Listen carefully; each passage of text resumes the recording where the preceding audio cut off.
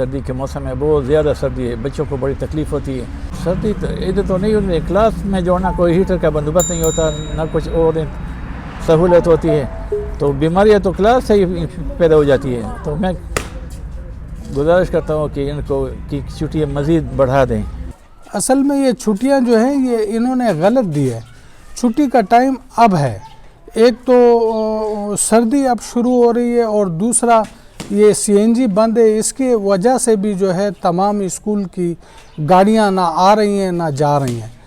تو چھٹی تو اب سے شروع ہونی چاہیے تھی، کیونکہ سردی تو اب شروع ہوئی ہے.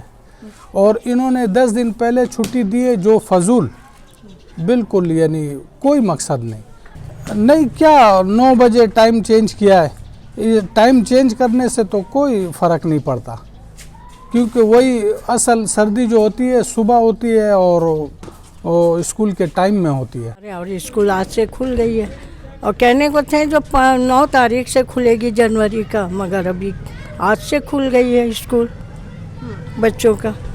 اب بچے سارے بیمار ہیں، بخار ہے، گلا خراب ہے.